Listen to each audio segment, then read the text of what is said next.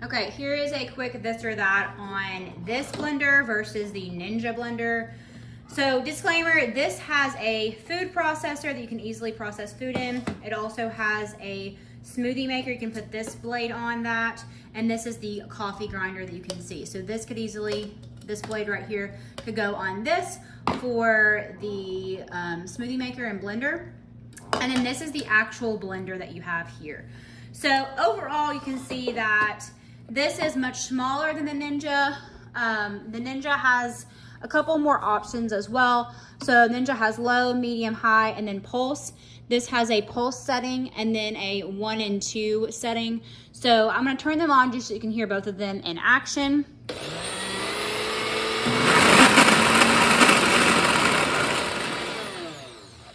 So just based on that, I'll turn this one on really quick.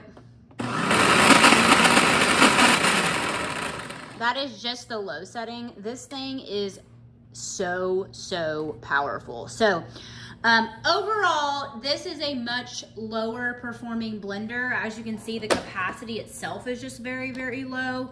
In addition, they just don't really have the same function. So when you look at this blade compared to this blade over here, there's not really a comparison.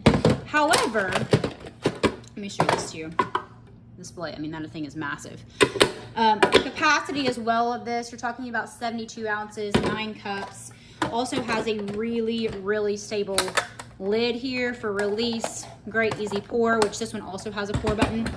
But when you're talking about power and just like an essential tool that's gonna cover everything, I would say the Ninja is probably the must-have. However, if you're looking for something that's a little bit smaller and you are short on space, this is also a really great option.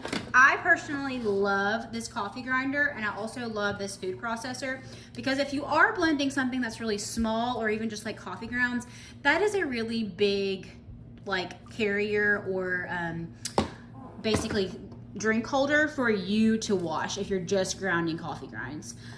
So that is my take on both of these. Both great products, but just have a lot of different functions, and it depends on what your needs are.